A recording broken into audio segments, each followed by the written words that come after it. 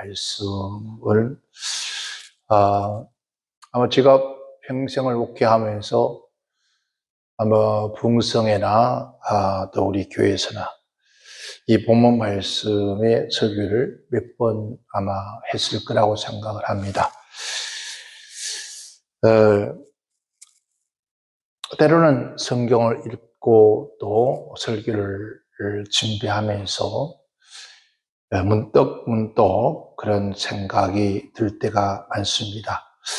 이래서 이단도 나오고 산도 나오겠다는 생각 들어봤지만은 우리가 사도행전은 28장으로 끝을 냅니다. 그런데 사도행전 28장의 마지막 절이 참 묘하게 끝을 냅니다.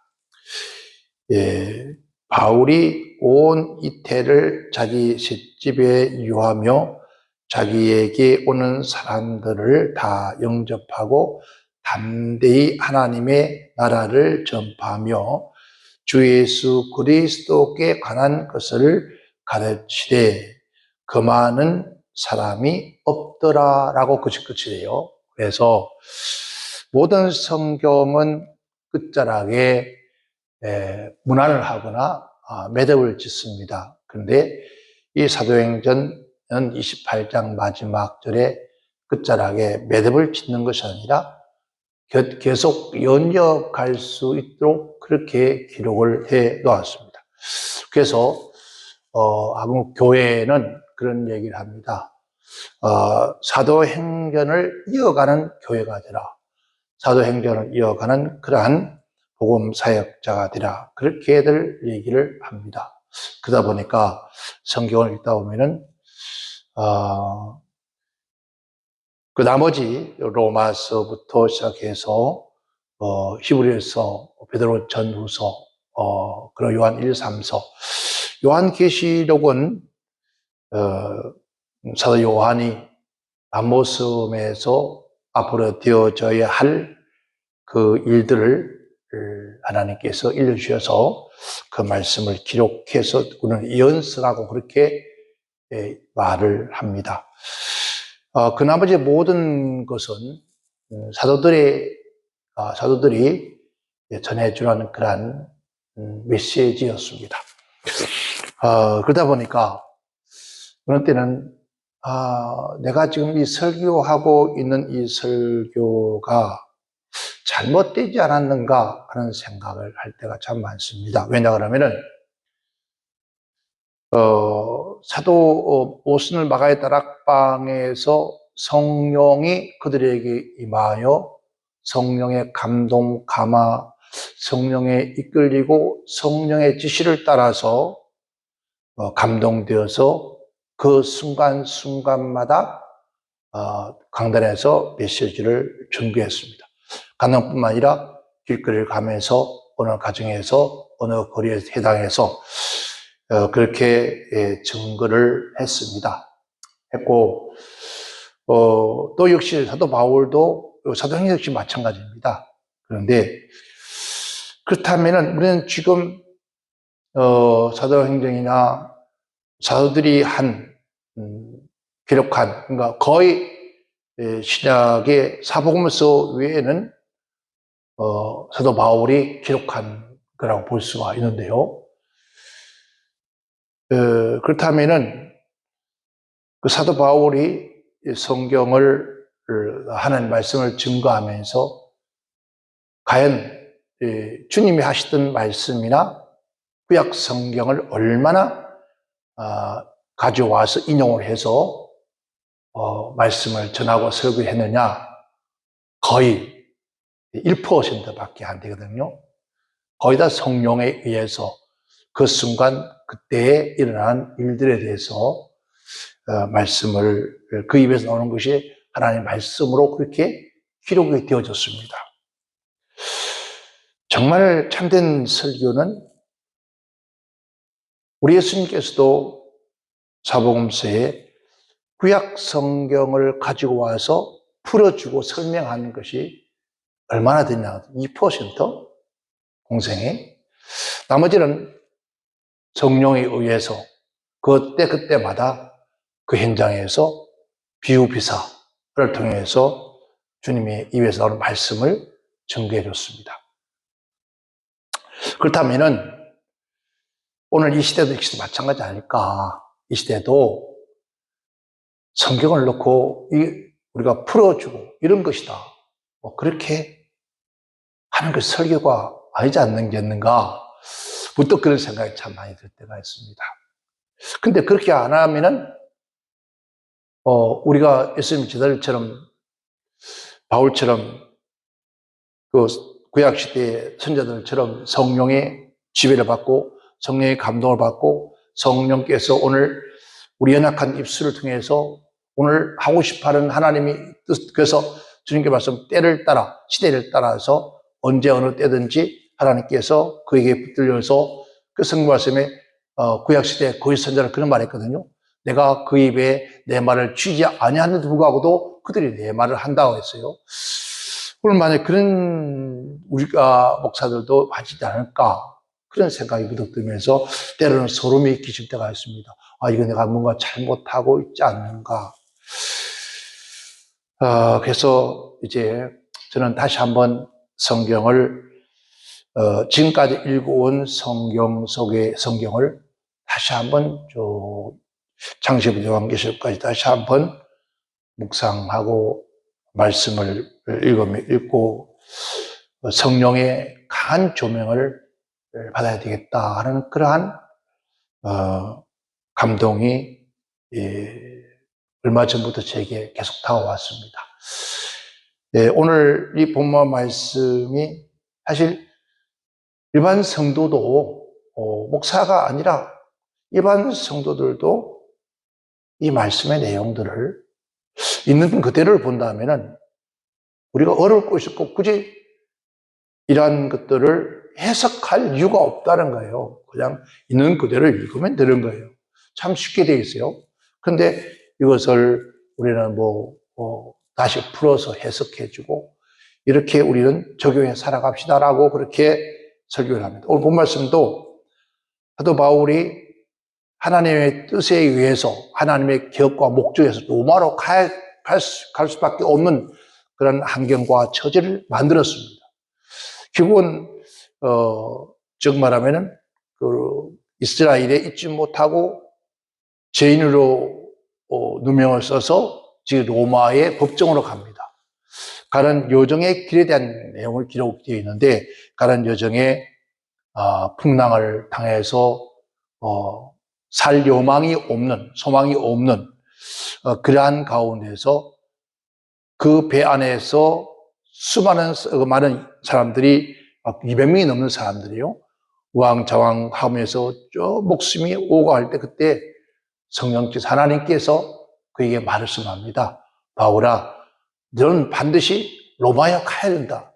지금 이 로마로 가서 하나님의 거룩한 뜻을 증거해야 그게 바울의 사명인데, 근데 그게 이루어지기 전에 만약에 이 풍랑으로 너희가 다 멸망을 당하면은 하나님 뜻을 이룰 수가 없는 것이다. 그래서 하나님께서 결국 배와 그 안에 있는 화물들은 어려움을 당한다 할지라도 그 안에는 사람과 네 목숨은 안전할 것이다 라고 말씀을 해 줍니다.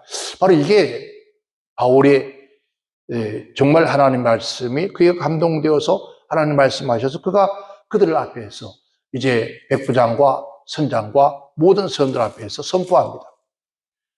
결국 너희들이 이 좀 풍랑을 당해서 배와 그 다음에 회사에 있는 화물들이 손상이 된다 할지라도 결국 너의 생명들은 목숨은 하나님께서 결국 보존해 줄 것이다.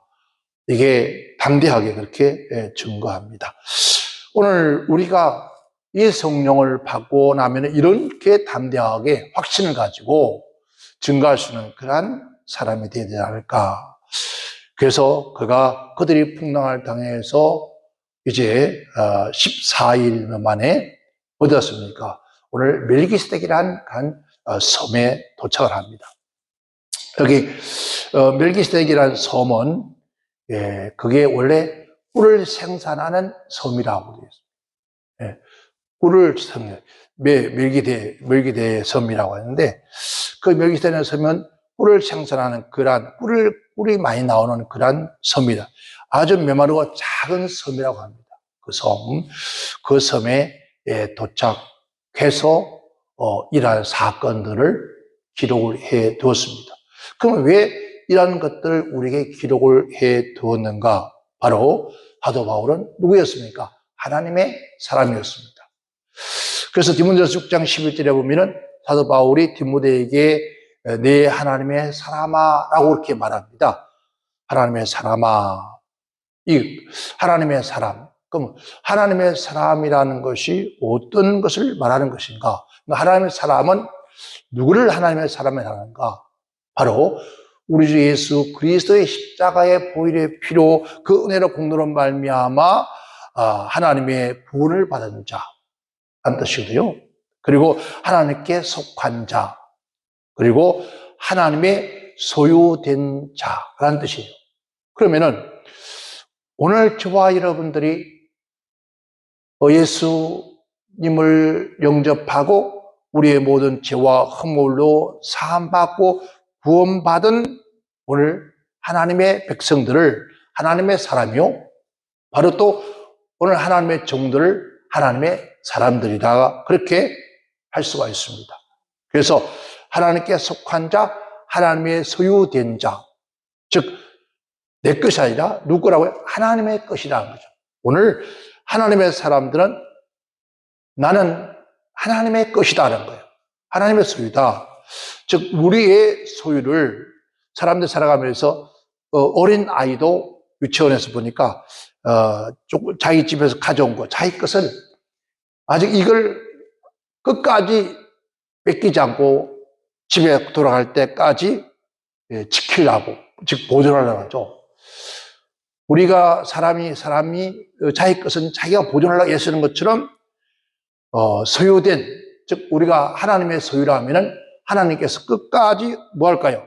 항상 우리를 보존하시고 지켜주신다고, 그리고 어디로 가든지 내가 너와 함께하여 내가 너와 함께 동행한다. 즉 함께하는 역사를 반드시 있다는 거예요. 그러면 이 세상 살아가면서 우리와 하나님의 사람들은 하나님들 함께 하시고 우리와 함께 동행하신다는 거죠. 그래서 사도 바울은 하나님의 사람으로서 그의 일생 동안을 누구와 함께? 하나님과 함께 동행했습니다.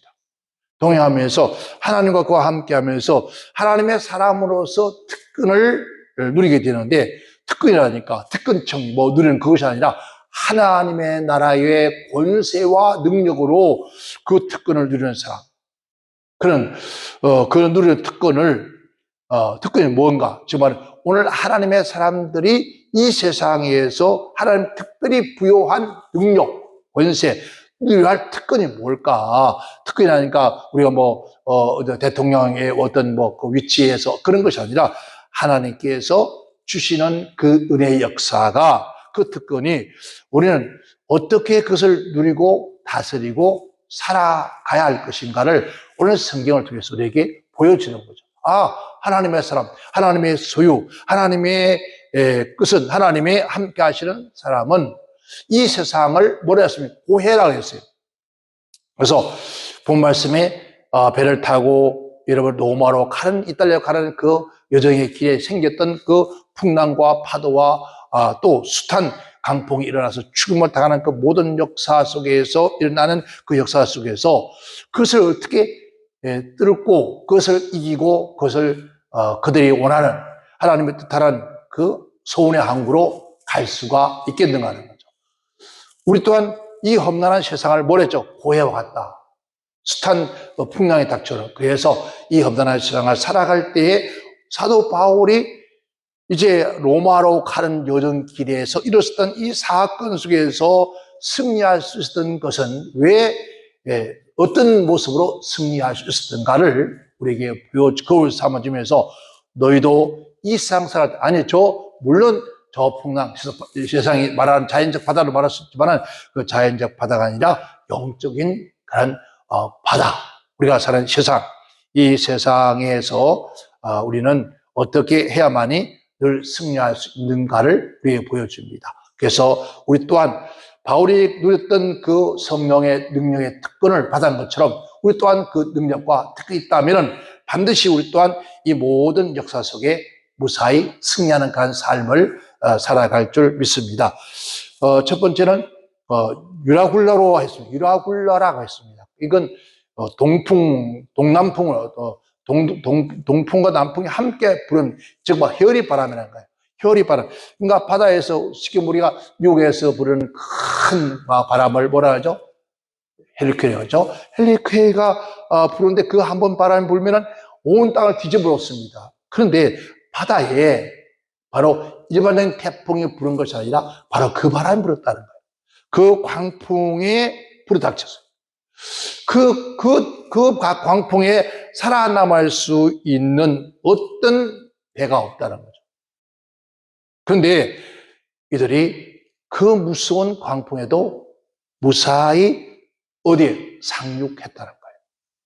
자, 바울 사도가 유리굴라를 통해서 강풍을 위해서 무사히 어디에 도착했습니까?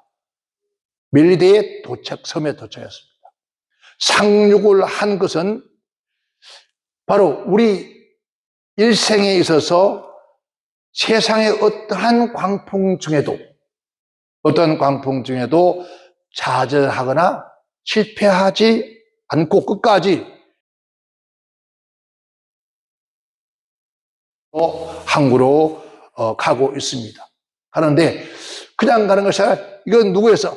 하나님에 의해서 이끌어 강건적으로 가고 있다는 겁니다.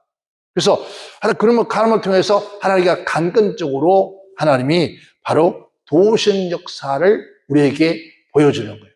그러니까 아무리 큰 강풍이 몰아쳐도 하나님의 거룩한 뜻을 따라 가는 그 바다 속에도 하나님께서 그들을 이끌고 인도하고 지키시고 결국은 그 소원의 항구로 가게 되죠.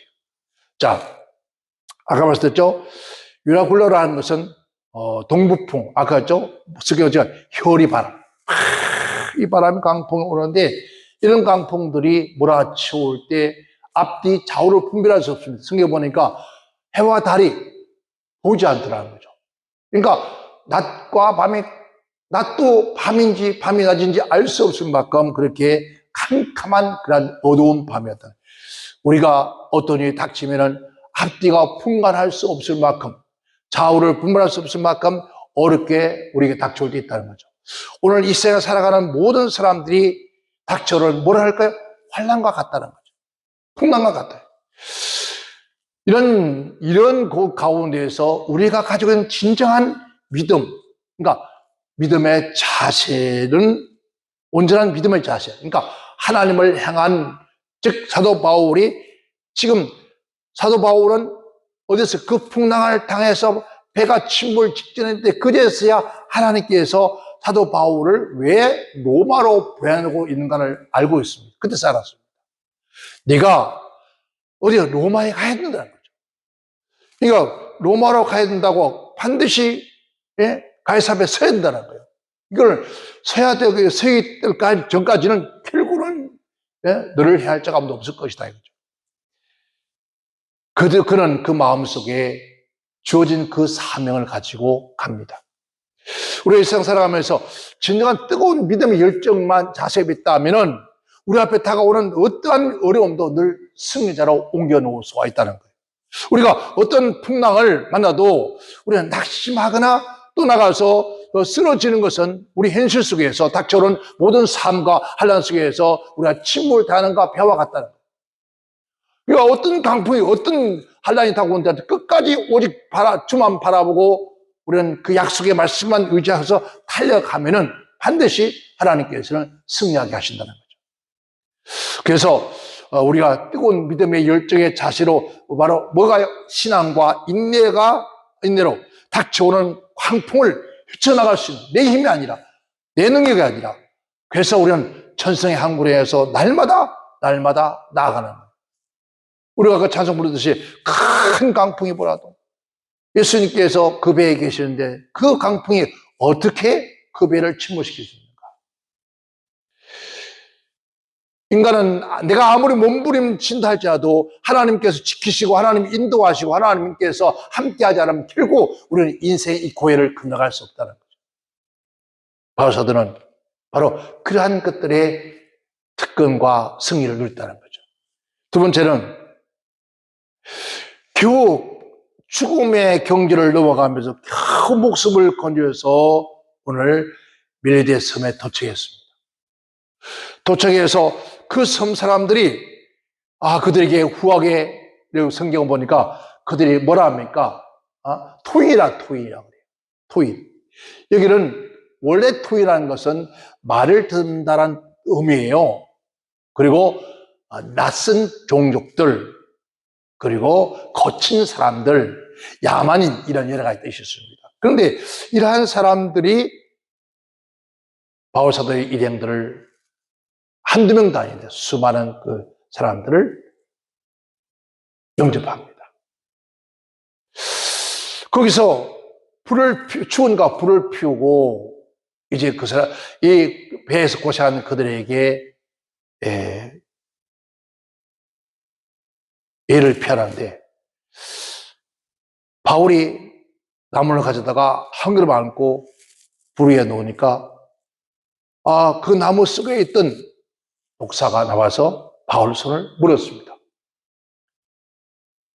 근데 이 독사의 그 지역 사람들 독사에 물리면은 본 말씀 보니까 피를 토했었거나 얼굴이 퉁퉁 부어서 눈이 튀어나와 죽든 할 텐데 죽지를 않아요.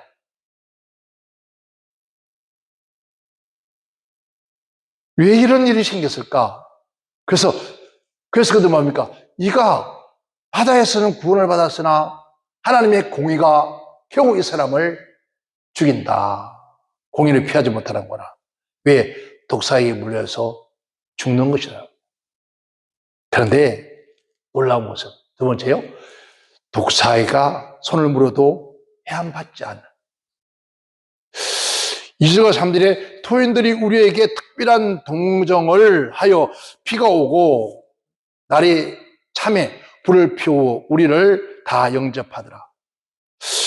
바울이 한 나무를 거두어 불에 넣어 뜨거움을 인하여서 독사가 나와 그 손을 물었더라 했습니다.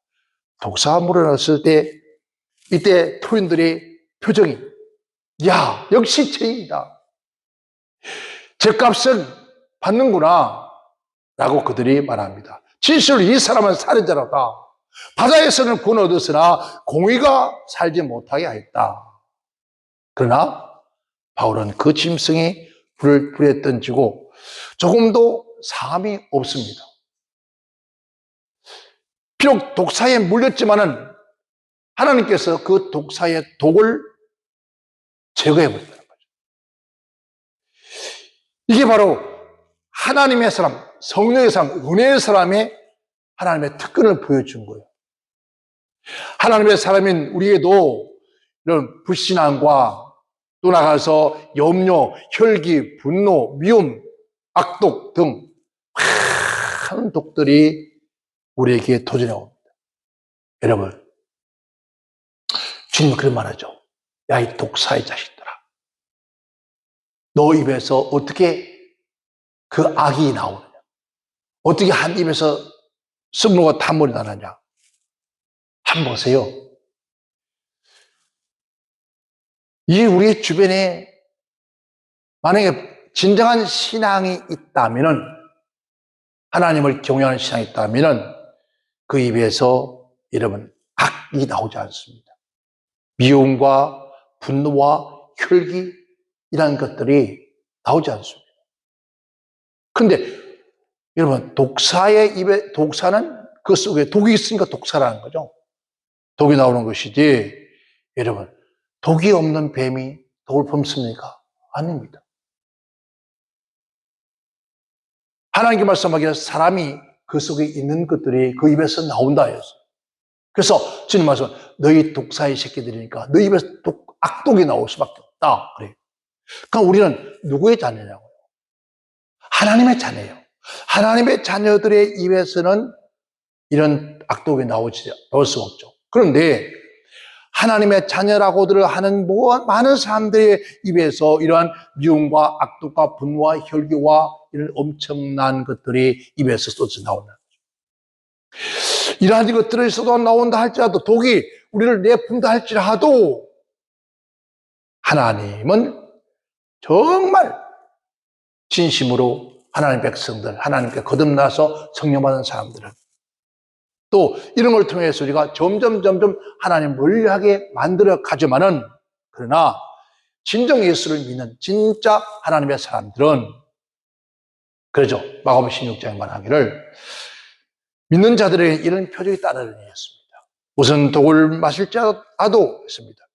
여기서 말하는 독은 뭡니까? 독과 같이 무서운 악한 원수 마귀가 우리를 도전하고 그 마귀의 쫄개를 통해서 우리에게 악을 품는 그러니까 모든 것들을 해봤지 않는다.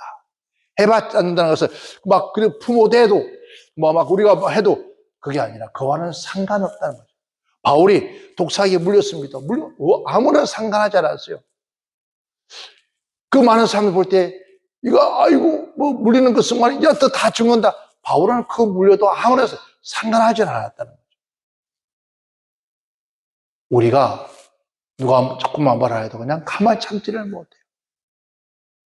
얼굴이 막 붉게지고 입술이 파래지고 씩씩거려지고 막 이러한 모습들이 결국은 바울 사도에 비춰본다면 너무 어리석은 모습이에요. 오늘 저와 여러분들도 이 세상 살아가면서 누가 무슨 악을 품든 그러면은 성경 말씀에 있잖아요. 사도복음서에 주님께 하신 말씀이 독사의 새끼들이구나. 독사의 새끼가 자라면은 큰 독사가 되는데 저 독사의 새끼들에게 하는 그 소리를 들으면서 우리가 반응할 필요가 없다는 거예요. 그게 요동할 이유가 없다는 거예요. 그런데 즉각적으로 반응하죠. 요동하죠. 진정한 하나님의 사람들은 그런 일에 반응하지 않는다는 거죠. 우리 모두가 하나님의 말씀에 특권을 누리시기를 제가 축원합니다. 세 번째는 가는 곳마다 협력자를 붙여주시는 거예요. 만나게 하세요. 이건 우리가 만남의 축복이라 그런 얘기를 하죠. 오늘 7절 보니까 이 섬에서 제일 높은 사람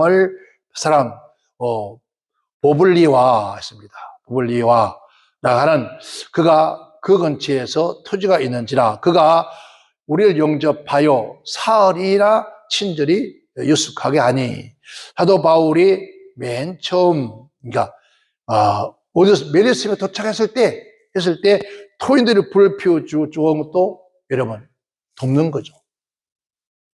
볼리브어가 유숙하게 하는 것, 친절히 유숙하는 것 그것도 돕게 하는 거예요.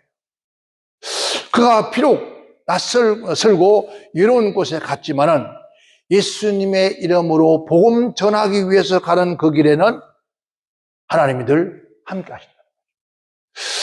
그리고 늘 항상 하나님은 도울 자를 만나게 하시고 도울 자를 또 붙여주신다. 이것을 우리가 만남의 축복이라 했습니다. 그래서 하나님 사람은 절대로 뭐하지 않습니까? 외롭지 않다는 거예요. 어디 가든지. 왜냐하면은 저는 하나님이 우리를 도우시니까. 그래서 시편 121편 1절 2절에 내가 산을 향하여 눈을 들리라 나의 도움이 어디서 올고 나의 도움은 천지를 지으신 여호와께서로다. 여호와께서 너를 실족지 않게 하시면 너를 지킨다는 졸지도 아니하시면서 늘 누가요? 우리를 도우시는 분이다. 그 다음에 성령이 우리를 도우신다 했습니다. 그래서 1장 19절에 이것이 너희 간구와 예수 그리스도의 성령의 도우심으로 내 구원에 이르게 할 줄을 아노라. 나의 간절한 기대와 소망을 따라서 아무래든지 부끄럽지 아니하고 오직 전과 같이 이제도 온전히 담대하여 살든지 죽든지 내 몸에서 그리스도의 존귀가 되게 하려 이는 내게 사는 것이 그리스도이며 죽는 것도 유익하다. 그러니까 성령이 늘 도우신다. 아까 제가 처음에 말씀드렸지만 정말 하나님의 사람은 성령이 우리를 돕고 있다는 사실들을 경험해야 돼요. 또 어떻게 경험이라고 하면 좀 어폐가 있나요? 처음도 여포가 있는 것 같아요. 아니, 그보다 더 경험이나 처음과 경험하는 것은 뭐죠? 단 이래요. 우리가 나 이런 것을 처음 해봤어. 처음으로 끝나면 안 되죠. 경험, 한번 해봐서 경험으로 끝나서 그런 게 아니라 우리의 삶 속에 끊임없이 그 성령님의 뭐가요? 우리의 도우심이 끊임없이 일어나고, 아니, 한순간, 어느 때는 돕고 안 돕는 것이 아니라 한순간도 우리 하나님은 우리 곁을 떠나지 아니하시고 성령님도 마찬가지지만 항상 우리를 돕고 있다는 사실. 이거를 우리가 처음 경험이라 해서는 안 된다는 거죠. 그럼 처음과 경험은 단 이래로 끝나는 것을 말하는 거죠. 어저께 그렇게 처음 했는데 오늘도 아니, 오늘 우리가 감각 없는 인간이었어. 매일 순간순간마다 성령이 우리를 돕고 있다는 사실들을 내가 느껴야 돼요.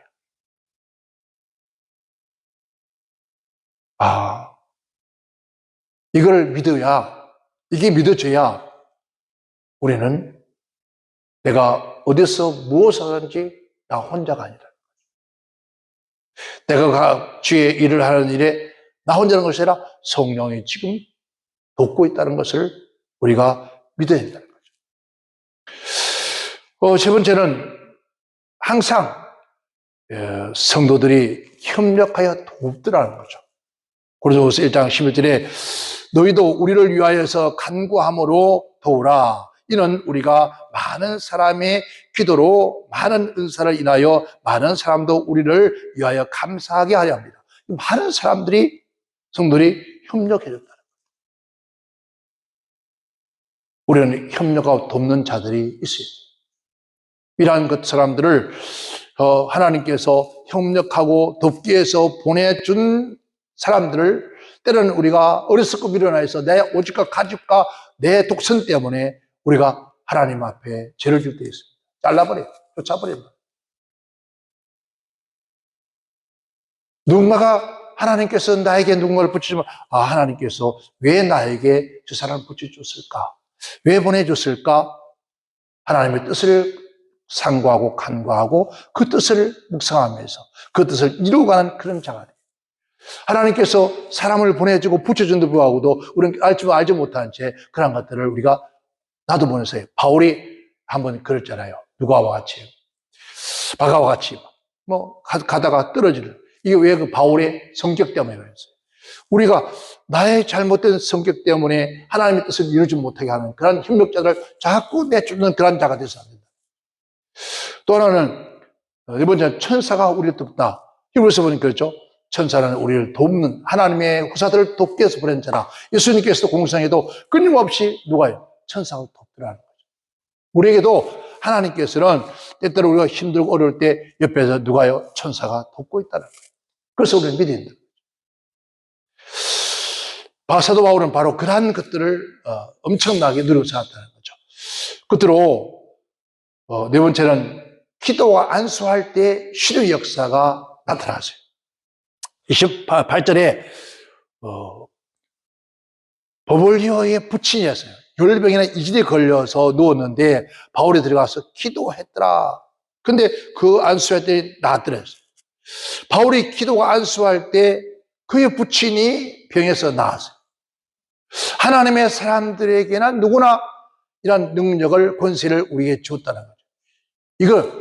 이게 우리의 특권이라는 거죠. 그러니까 하나님의 성령으로 거듭나고 하나님의 백성, 하나님의 종들, 하나님의 사람들에게는 반드시 이런 능력과 권세가 우리에게 함께 한다는 것을 믿어야 한다는 거죠. 야고보서 5장 15절에 믿음의 기도는 병든 자를 구원하느니 주께서 저를 일으켜. 그러니까 믿음의 사람들은 기도한다. 그런데 일으키는 건 주님이 일으키신다는 거예요. 그걸 믿어야 된다는 거죠. 이 하나님의 사람으로서 하나님의 사람은 바로 뭐였습니까? വ്യാകുല한 광풍에서도 우리는 결국 자질하지 않는다. 무서워하지 않는다. 그리고 그 어떤 일도 무사히 바로 상륙하고 독사에게 물려서도 해를 받지 아니하고 가는 곳마다 누가 있습니까? 하나님이 먼저 협력자를 붙여주신다. 그래서 만남의 축복을 주시고 기도할 때마다 하나님께서 역사하시는 하나님. 그리고 강하고 담대하게 신앙생활을 하면서 서로 하나님의 은혜를 나눌 수 있는 그러한 하나님 백성들 종들이 되었을 때 하나님께 반드시 그 가는 곳마다 형통케 하시다. 사도 바울은 참으로 그가 주어진 그 사명을 위해 달려갈 때에 하나님께서 그와 함께 하셨고 하나님이 가는 곳마다 사람을 붙여줬고 또 그와 함께 하셔서 기도했더니 만약에 여기에 지금 말하면은 보블리 오라는 이 사람은 그 섬의 제일 높은 사람이에요. 장관이라 했어요. 행정관인데 그 행정관의 부친이 건강해졌으니까 얼마나 대접을 받겠냐. 그래서 그들이 떠나올 때 여러분 배에다 잔뜩 먹을 것을 실려서 그래서 돌아옵니다. 그 로마에 도착합니다. 우리는 이 험난한 세상을 살아가면서 이 바울 사도가 그의 힘이 아니라 하나님의 은혜였다는 거죠. 오늘 저와 여러분도 이 험난한 세상을 하루하루 살아가는 매 시간마다 하나님이 나와 함께 하신다. 하나님께서 또 만약에 여러분 이 세상 살아가면서 누구 만나는 거 싫으니까 그냥 혼자 있는 게 좋으니까 나 홀로 여러분 있어봐요. 얼마나 외로운지 모릅니다. 그런데 하나님께서는 가는 곳마다 사람을 만나게 하고 사람을 통해서 또 함께 나누게 하고 우리는 공동체의 사랑 더불어 가는 사랑을 나누게 하는 거죠. 그래서 우리는 한 지체라 우리는 하나님의 백성들은 모두가 한 지체라. 그 지체들이 때로는 연약한 부분이 있고 때로는 또 어떻게 쓸모없는 그 무예에서 하는데 그 쓸모없다 해서 뽑아내보니까 나중에 다 필요한 것들이었다.